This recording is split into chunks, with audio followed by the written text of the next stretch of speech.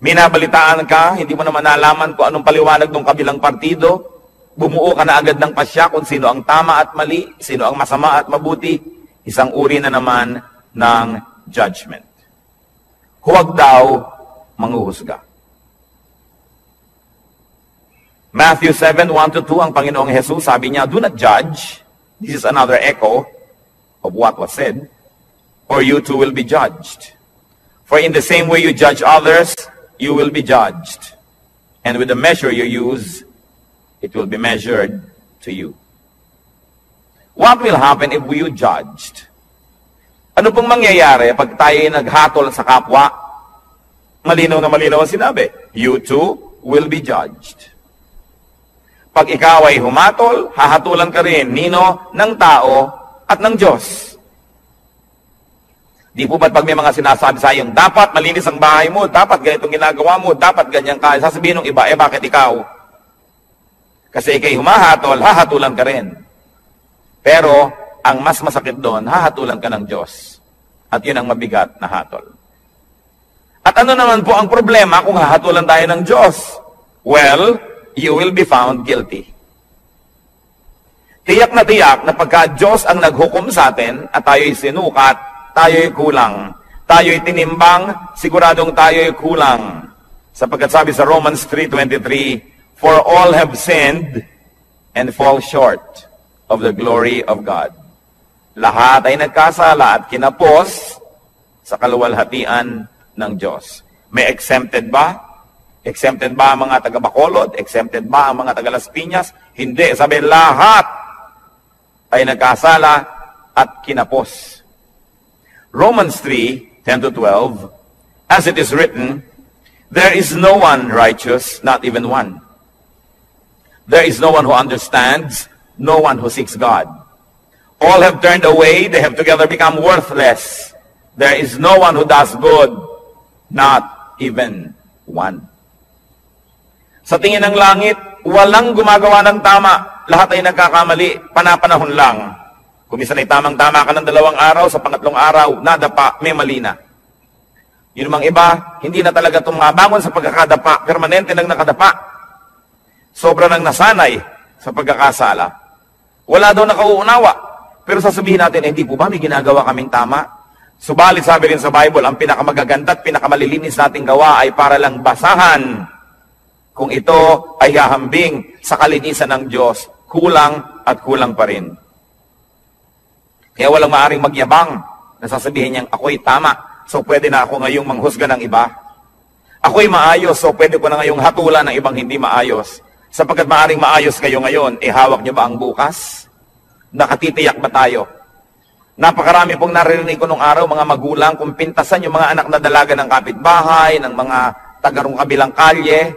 Pagkatapos, kung lumaon yung mga sarili nilang anak na dalaga ang mga napapariwara, di wala na sila ngayong masabi dahil nauna na ang paghatol nila doon sa iba, sabi pa naman, kung anong panukat mo sa iba, ganun ka susukatin.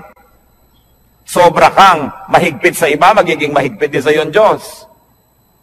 Yan ang problema pag tayo po'y humahatol agad.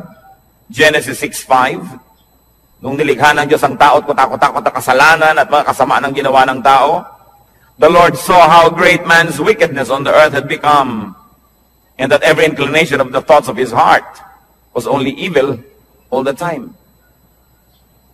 Nakita ng Panginoon kung gaano naging kasama ang puso ng tao na wala siyang hinahanga, diniisip, kundi ang gumawa ng kasalanan. What will happen if you did not judge others? Well, you will not be judged. Yun ang blessedness. You will not be judged by people. Kasi hindi ka mapagsasabang, bakit ikaw? Bakit ikaw? Kasi wala kang binibitawang mga salita na humahamak sa iba at humahatol sa iba. So bakit kasi silipin? Pero ang mahalaga, God will not judge you. Hindi ko po alam kung naranasan nyo na mga kapatid, mga kaibigan, na talagang may ginawa kayong masama, talagang mali. Tapos huling-huli kayo at wala na kayo talagang maikakatuwiran. At ang kailangan nyo na lang talaga, awa ng kapwa. Ang kailangan nyo na lang talaga, maunawaan kayo, patawarin kayo. Kung tayo nalagay na sa ganung mga kalagayan, alam natin kung gaano kahina ang posisyon ng isang taong may kasalanan.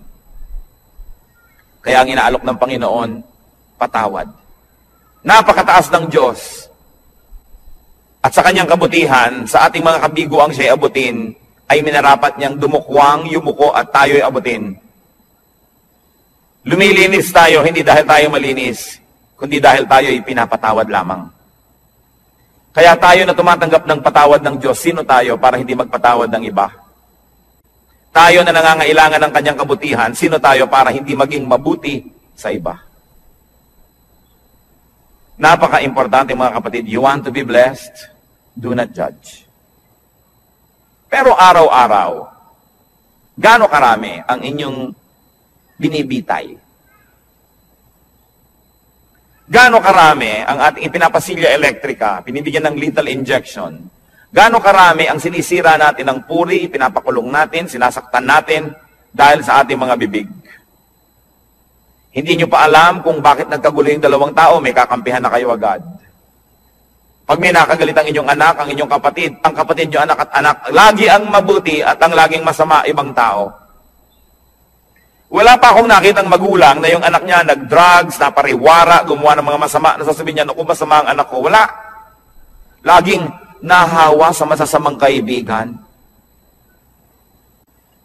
Yung mga magulang naman, nung sinasabing masamang kaibigan na yun, yun din ang sinasabi nun, ako yung anak ko na influensya lang nung kabila eh. Kailan tayo magbubukas ng mata para tanggapin ang mga kamalian, mga kahinaan natin at ng mga mahal natin sa buhay? Kampi-kampi. We judge people immediately if they cross the path of those people that we love. Kaya yang pong emosyon, madalas yan bumubulag, sumisira sa isang malinaw na pag-iisip. Nakita niyo po sa mga hukuman, bago patawan ng hukom ang isang nasa sakdal, kailangan mo nang madinig ang magkabilang panig. May saksi ang umuusig, may saksi naman ang nagtatanggol. Pareho silang bibigyan ng panahon, susuriin ang kanilang mga sinasabi. Pero tayo po ba ginagawa natin yon o napakabilis nating gumawa ng mga conclusion na mga pagpapasya tungkol sa iba nating kapwa? Remember, pwede naman kayo mag-judge, okay lang yon. Just be perfect so that you will not be judged.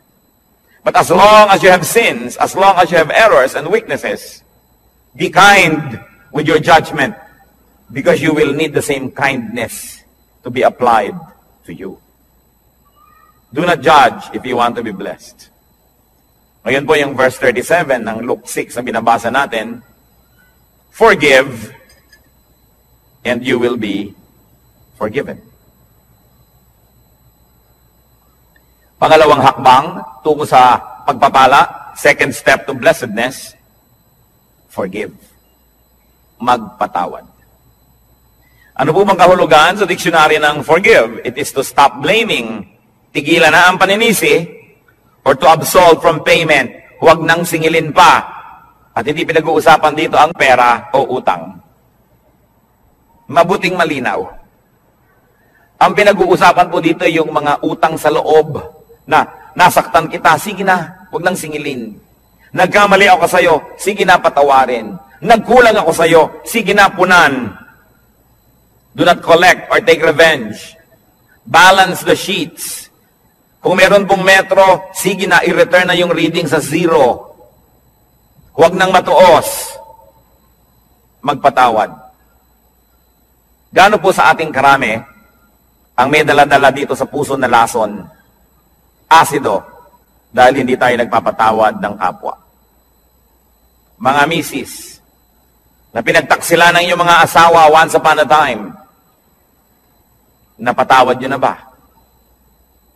Kasi kung hindi pa kayo nagpapatawad, kahit pa nga kayo yung agrabyado, magiging dalawa ang pagka-agrabyado nyo. Kasi, hindi rin kayo patatawarin. Na bagamat hindi kayo naging taksil na asawa, maaring may iba naman kayo ibang kasalanan na iuusig din sa atin ng langit. Kaya ang nagkataon ay pare-pareho lang tayong makasalanan. Iba-iba lang ang uri, anyo, hugis, kulay ng ating mga pagkakamali. Pero kung tutuusin, lahat din naman tayo ay may mga pagkakamali. At pag hindi kayo nagpatawad, kayo nagiging bilanggo ng taong kinamumuhian ninyo. Tuwing naaalala nyo siya, nawawalan kayo ng ganang kumain, nawawalan kayo ng ganang matulog, tumatamlay kayo. Pati sa pagnenegosyo nyo, nawawala kayo sa sarili, nagkakamali-mali ang sukli. Nalulugi pa rin kayo. Ipagpalagay na minsan na tayong nalugi, minsan na tayong nasaktan, minsan na tayong nahirapan. Pero habang di pa kayo nagpapatawad, patuloy pa kayong masasaktan. Kaya sa pagpapatawad, hindi lang yung taong nagkamali ang pinapalaya ninyo, kundi ang inyong mga sarili rin. Gaano karami ang dumating ngayon dito na may kinikimkim sa puso na sama ng loob, galit, nakatanim na mga hinanakit. Sayang ang pagpunta nyo rito kung lalabas pa kayo sa pinto ng bulwagang ito na dala-dala nyo pa rin yan pauwi. Alam nyo po ba na kayo'y kinatagpo ng Panginoon ngayon, hindi ito isang aksidente, sapagkat nais niya tayong lahat palayain mula sa spirito ng hindi pagpapatawad. Kung ang Panginoong Jesus na walang kasalanan, hinampas, sinaktan, ipinako, pinagbuhat ng mabigat na troso, inalipusta, dinuran sa muka, binunutan ng bigote, sinampal, pinagsabihan ng mga masasakit na salita, sa kabila ng kanyang pagbuhay sa mga patay, pagpapagaling sa mga may sakit, pagpapakain sa mahihirap, sa kabila nun ay siya'y nagawa ng masama, subalit siya'y nagpatawad. Sino naman tayo para hindi magpatawad? Meron din naman tayong nagawang mga masasama. What will happen if you forgave? You will be forgiven. Kuminsan po, nalulungkot ako makita ang marami nating kababayang napaka-mga relihiyoso. Nagpapapako sa krus, naghahampas sa sarili, hinihiwa ng blade ang mga likod, dumidipa, lumuluhod sa munggot asin, naglalakad ng paluhod, pinahihirapan ng sarili upang mapatawad sa kanyang mga kasalanan. Hindi naman lihim ang daan tungo sa kapatawaran. Hindi sinasabi ng Panginoon na, para patawarin kita, pahirapan mo ang sarili mo, saktan mo ang sarili mo. Ano po ba ang Diyos natin? Sadistang Diyos? Na ikalulugod niya na makita na tayo nahihirapan, nagdurugo, nagpapawis ng dugo? Hindi siya ganon. Hindi hinihingi ng Diyos ang ating mga sakripisyo para niya tayo patawarin. Ang sinasabi lang ng Diyos, magpatawad ka sa kapwa mo at mapapatawad ka rin ng langit. Hindi natin kailangan gawin yung mga mahihirap na ginagawa ng marami. Kaya nakakalungkot po sapagkat ko ang Biblia, ang salita ng Diyos ay hindi nakabukas at hindi tinatanggap ng bukas na puso. Maraming ginagawa ang taong nasasayang. Pinipilit niya magpunyagi, maghirap. Subalit hindi naman pala yun ang hinihingi ng Diyos. Magpatawad ka lang sa kapwa. Kaya kung tutuusin, parang mapalad ka pa nga pagka marami nagkamali sa iyo Kasi marami ka rin mapapatawad. Therefore, you position yourself in the path of God's forgiveness. That's why everything that happens can be a blessing. If only you would open your eyes and see that our God is a God who dispenses blessing everywhere, every time, in every situation. What will happen if you did not forgive others? Ano naman ang mangyayari kung di kayo magpatawad? Matthew 6:14-15. Ito po ang sabi ng Panginoong Jesus. For if you forgive men their sin against you, your heavenly Father will also forgive you. But if you do not forgive men their sins, your Father will not forgive your sins. Yan po yung dasal nating Ama namin. Patawarin mo po kami sa aming mga utang, gaya rin naman ng pagpapatawad namin sa nagkakautang sa amin. Forgive us as we forgive those who trespass against us. Patawarin mo kami, gaya rin naman ng aming pagpapatawad. So ang sinasabi, Lord, kung kami po ay mahilig magbigay ng patawad, edi mahilig din kayong patawarin kami. Kung ayaw po namin magpatawad, huwag nyo rin kaming patawarin. At kung binibigyan po namin ng limitasyon ng aming pagpapatawad, na sinasabi natin, pangatlong beses mo nang ginawa yan, sa susunod, di na kita patatawarin, Lord, ganun din pong gawin nyo sa akin. Pag 3 beses na ako nagkaroon ng isang kasalanan paulit-ulit, sa ika-4, huwag nyo na po akong patawarin. Nauunawa po ba natin ito? na kung tayo'y hindi nagpapatawad, tayo rin ang nalulugi. Forgiveness is a bridge. Don't burn the bridge over which you too must pass.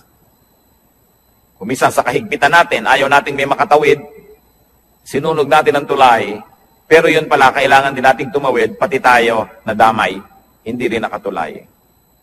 Kailangan ang pagpapatawad. Sasabihin ng iba, Pastor, napakahirap naman po yata yung magpatawad. Agree ako sa inyo. Yes, mahirap. Pero di po ba mas mahirap hindi magpatawad? Naaalala mo pa, sumasakit pa yung dibdib. Lumulungkot ka. Tumataas ang iyong blood pressure. Pagka naaalala mo ang mga gumawa sa'yo ng mali. Mahirap magpatawad, pero mahirap ding hindi magpatawad. Hirap din lang at hirap ang gawin nyo na yung sa panig ng Panginoon, yung inuutos niya magpatawad. At yan po ang dalangin ko ngayon, kung tayo merong daladala sa puso, dapat patawarin. Siguro parang pelikula na pumapasok sa screen ng inyong utak ang mga mukha ng mga taong ito. Patawarin nyo na. Alang-alang kay Kristo. At kundi malang alang-alang sa Kanya, mga kapatid, alang-alang sa inyong sarili. Sapagkat malinaw ang sinabi ng Panginoon, ang hindi nagpapatawad ay di rin patatawarin ng Ama sa langit. Kailangan ng isang himala para yan mangyari. Kailangan ng hipo ng Espiritong Banal para tayo magkaroon ng pagpapatawad. At yan po ang hihingi natin sa Diyos ngayon. Isang makapangyarihan na hipo niya. Magkaroon ng himala sa ating puso. Magkaroon tayo ng kakayahang magpatawad. Bagamat hindi sana yun ang gusto natin. Kuminsan ay ang gusto natin maghiganti. Subalit hindi yan ang paraan ng Diyos. At ang gumaganti, nagagantihan uli, magagantihan, hindi na matapos ang gantihan. So if you do not forgive, you will not be forgiven by people and by God. You will remain guilty. Therefore, you will be judged. And in the end, you will be condemned. Pangalawa pong hakbang, forgive. Pangatlong hakbang, tungo sa pagpapala, give. Napakalinaw po ng sinabi, give and it will be given to you. Magbigay ka at susuklian ka. Bibigyan ka rin. At ano po, higit sa ibinigay mo, ang ibibigay sa iyo. Kasi, sukat na tama, sisiksikin, liligligin, aalugin, at umaapaw pa ang ibibigay sa atin. Wala tayong kalugihan. So give to people. Give people your 3 T's. 3 letrang T. Time, talent, treasure. Ibigay natin yan sa tao. Lalo sa mga mahal natin sa buhay. Nagtataka naman ako sa mga tao na nag-aaway-away ang magkakapatid dahil sa kaprasong mana. Natitikis ang mga kamag-anak na may sakit, may pagdurusa. Samantalang meron naman pwedeng itulong. Sabi, give. What we do to people is counted as done for and given to Christ. Alam niyo po ba na ang pagbibigay sa tao, lalo yung hindi nakakaganti, hindi makakapagbayad, ay inaari ni Kristong sa kanya ibinigay at kung ganon, siya ang magbabayad. Ano po ba ang tunay na pagbibigay? Yung ang binibigyan mo ay walang kakayahang gumante ng mabuti rin. Kasi kung may kakayahan, binigyan mo lang, baka investment lang yan, puhunan, namumuhunan ka lang. Nagbibigay ka ng maganda dahil may kapangyarihan siyang magsukli sa iyo sa panahon na kailangan mo siguro ang tulong niya. Hindi niyo ba napapansin, pagka mayaman ng may birthday, mahal ang mga regalo? Tapos pagkapuha natin, mahirap ang may birthday, kung ano-ano lang ng mga binalot na kalendaryo. Mga tuwalyang may mga sulat na inchik na good morning, na isang laba mo lang, gapak-gapak na. Kasi mahirap ka eh. Baka hindi ka makapagbigay ng mamahalin sa birthday niya, so ba't kanya bibigyan ng mahal? So, hindi nagbibigay ng mumuhunan. Pero kung tayo po ay mga kamaralita, may nagregalo sa atin ng napakahalagang bagay, alam nilang hindi natin kayang suklian yon, yun ang tunay na nagbigay. So, pati po ang ating mga pagbibigay, susuriin natin, tayo ba'y nagpapadama lamang, namumuhunan lamang, o nagbibigay talaga? Sa palagay niyo po ba, ay maipagkakaila natin sa Diyos ang tunay na laman ng ating puso? Ang Diyos ang sumusukat, maging na mga iniisip natin na lingid sa ating kapwa-tao. At sabi nga sa Bible po, sa oras ng paghuhukom, sasabihin ng Panginoon, hali kayo mga hinirang, mga pinagpala. Nagugutom ako, pinakain ninyo ako, nagiginaw ako, binigyan niyo ako ng balabal. May sakit ako, dinalaw niyo ako. Nakulong ako, nasa piitan, helpless, powerless. Pinuntahan ninyo ako. Dito ang inyong gantimpala. At sabi ng mga tao, kailan naman po namin nakita na ganun kayo? Diyos naman kayo. Sabi ni Lord, Aba, lahat ng taong tinulungan ninyo, inaari ko na sa akin nyo yun ginawa. May tanong ako sa inyo. May gumawa ng mabuti sa anak nyo. Di ba tinatanaw nyo? Di ba mas natutuwa pa nga tayo na sa birthday ng anak natin may nagregalo kaysa sa sarili nating birthday? Di ba't kung may mga regaluhan sa Pasko, tinitingnan nyo yung anak nyo kung may nag-aabot man lang kahit isa at nasasaktan ang puso nyo na walang nagbibigay sa kanya? Lahat ng tao, likha ng Diyos. Mahal niya ang lahat ng tao. Pag nagbigay ka sa isa niyang minamahal na tao, lalo yung kapuspalad, yung walang pumapansin, hindi kaya niya alam? Hindi kaya niya tinatandaan? At sasabihin niya, balang araw, susuklian ko ang kabutihan mo. Kahit ngayon pa lang, susuklian ko na, sapagkat mabuti ka dito sa aking mga nilalang. Di ba't pag may sumasakit sa kalooban ng ating mga anak ay tayo unang-unang nasasaktan? So kung may sinasaktan kang tao, sa palagay mo ba hindi mo sinusugatan ang puso ng Diyos?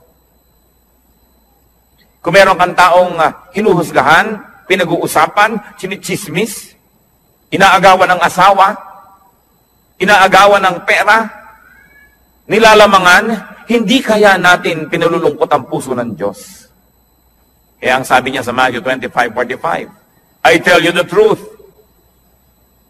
Whatever you did not do for one of the least of these, you did not do for me.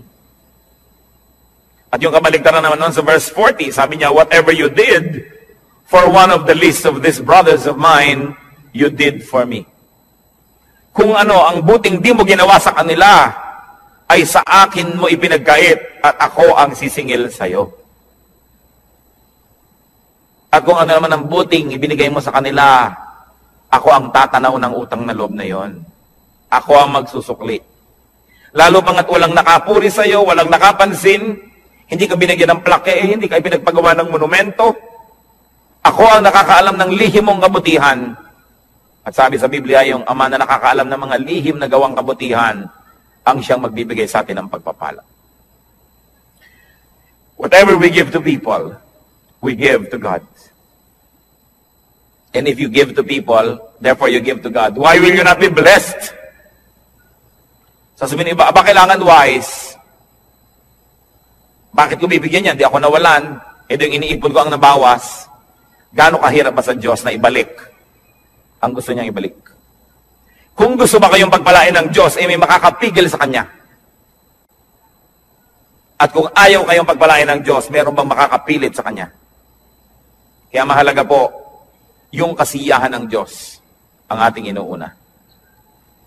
So we give to people, any people, the least of people. But we also give to Christ's workers.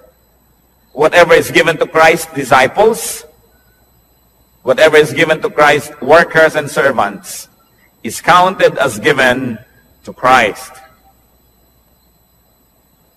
Mark 9:41, sabi ng Lord, I tell you the truth. Anyone who gives you a cup of water in my name, because you belong to Christ, will certainly not lose his reward. Hindi lang ang pastor. Naroon ba naman na darating kayo sa church ay aabutan nyo man lamang ng kalahating kilong longganisa galing sa lokban? Itong pianista. Sa palagay nyo ba, hindi aariin ng Diyos yun, nasa Kanya ibinigay? Lingkod niya yon. Mag-isip-isip tayo mga kapatid, sapagkat maiksi ang buhay. Kakaunti ang mga araw at bilang. Kailangan bawat araw, meron tayong nabibigyan, may nagagawa ng mabuti. Sapagkat ang lahat ng yan ay tinutuos ng langit. Pero mas mabuti sana na hindi natin ginagawa yun dahil tinutuos, kundi dahil talaga ang puso natin ay naging makadiyos na at ang likas sa Diyos ay mapagbigay. Ganon din naman ang ibinibigay natin sa church, sa gawain ng church, inaari rin yun na ibinibigay kay Kristo. What is given to the church is counted as given to Christ because the church is His body.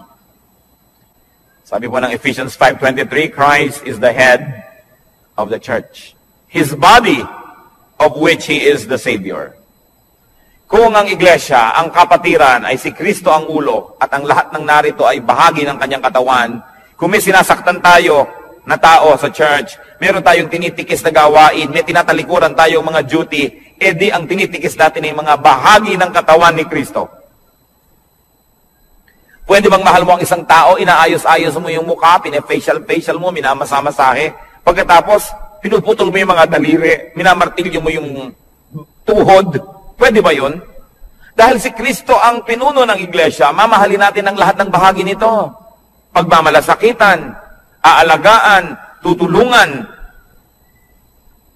What will happen when we give to people, to Christian workers, to the church? We receive back what we give. Siksik, liglig, umaapaw. You can never outgive God. Katulad ng mga lingkod ng Panginoon, mga pastor, mga misyonero na marami nagre-regalo, tiyak na yung mga nagre-regalo doon dahil una nang naregaluhan noong manggagawa na yun ng Panginoon. Siguro na ipanalangin, siguro yung naturuan, na bigyan ng pangaral, na bless, kaya ngayon nagsusukli. Yan ang sinasabi, pag nagbigay ka, may babalik. Ngayon, kung walang nagbibigay sa iyo, kapatid, edi mag-isip-isip ka rin. Baka naman hindi ka rin nagbibigay kasi. Because if you are a blessing to people, the same people will also be blessings to you. Because life is a circle. Pabalik-balik lang. We inhale, we exhale. Araw, gabi, dilim, liwanag. Give, receive. Yun ang buong circle. Kasi barado. Dahil ang mga ilog dito, sa dami ng bara, tanggap lang ng tanggap ng mga dumadating pang tubig, dumadating na kalat, hindi naman ibinibigay, hindi naman lumalakad, tanggap lang ng tanggap, bumabara tuloy. Ano ba ang magandang ilog? Di po ba't yung umaagos? Na narito ako, tatanggap ako, ibibigay ko. Tatanggap ako, ibibigay ko. May agos. Pag tumatanggap tayo ng pagpapala ng Diyos, meron tayong ginagamit sa sarili, may ibinibigay tayo, may agos. Pero kung sinosolo mo, ang kamay may punong-puno na ng mga luma at mga hampok at mga bilasa na mga pagpapala, paano ka tatanggap ng bago? Kailangan kasi pag may pagpapala, ibinibigay natin sa iba, tinatanggap natin yung iba, wala ka na namang laman, bibigyan ka na naman ng Diyos. How can you inhale when you have not exhaled? So it's a matter of giving and receiving. And we receive back what we give. Kaya sabi sa Luke 6:38, give and it will be given to you. A good measure, pressed down, shaken together, and running over, will be poured into your lap. At sa Luke 6:38, for with the measure you use, it will be measured to you. Kuripot po ba kayo sa kabutihan? Magiging kuripot din sa inyo ang langit. Mapagparaya ba tayo at mapagbigay? Ganon din ang tatanggapin nating atensyon mula sa langit. Because what you give is what you will receive. Baliktarin natin yun. Sabi sa Romans chapter 12, be renewed by the changing of your mind. Palitan na ang paraan ng pag-iisip. Alisin na yung mga lumang paraan na hindi naman nakabubuti. Make it a habit to forgive. That when people wrong you, immediately your instant reaction is to forgive. Habit yan. It can be formed. It is a learned behavior. And God can help us.